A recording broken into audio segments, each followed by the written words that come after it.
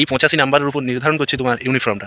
তাই তোমাকে ভালো করে পড়তেই হবে। প্র্যাকটিস করি সেই রকম নন স্টপ তোমাদের মানে এটা যতটুকু সময় পাবে ফাঁকা টাইম, আর কোনো রুটিন নেই যে 8 ঘন্টা পড়ো 10 ঘন্টা পড়ো, সারাদিনে যা সময় পাবে ততটুকুই পড়তে হবে। গুড মর্নিং সাথীও, সকলে কেমন আছো? আশা করি সকলেই ভালো রয়েছো।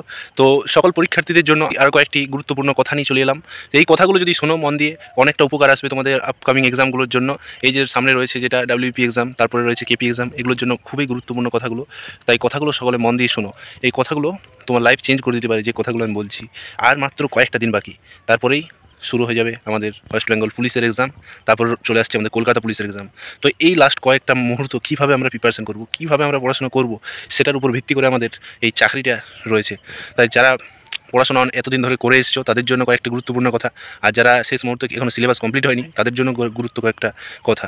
সর্বপ্রথমে বলবো যারা এতদিন পড়ে এসেছো এবং সিলেবাস মোটামুটি কমপ্লিট হয়ে গেছে তাদের উদ্দেশ্যে সর্বপ্রথম কথা হবে তারা তোমরা প্র্যাকটিস করো, খুব বেশি পরিমাণে প্র্যাকটিস করো। প্র্যাকটিসটা ভালো করে করতে হবে। এবং প্র্যাকটিস কীভাবে করবে, কোথা থেকে করবে? তোমরা সর্বপ্রথম প্রিভিয়াস ইয়ার কোশ্চেন প্র্যাকটিস করো। প্রিভিয়াস ইয়ার কোশ্চেন বেস্ট যেসব কোশ্চেনগুলো আসছে সেগুলো প্র্যাকটিস করো।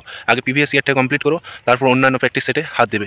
তাই প্রিভিয়াস ইয়ারটা মোস্ট ইম্পর্টেন্ট। প্রিভিয়াস ইয়ার 100% করতে হবে।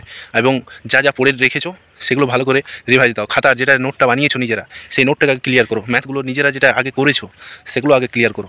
তাহলেই তোমাদের দেখবে এই কয়েকটা দিনে হয়ে যাবে। এরপর চলে আসছি যারা মোটামুটি সিলেবাস কমপ্লিট করে ফেলেছো অথবা একটুকু বাকি আছে সিলেবাস কমপ্লিট করতে, তারা এই হাতে পাঁচ দিন সময় নাও। 5 দিনে বাকি সিলেবাসটা শেষ করো যতটুকু হবে। আর বাকি যেটা আগে পড়ে এসেছো সেটাকে নিয়ে এসো, রিভাইজ করো, বারবার রিভাইজ করো। রিভাইজ করতেই হবে, ঠিক আছে?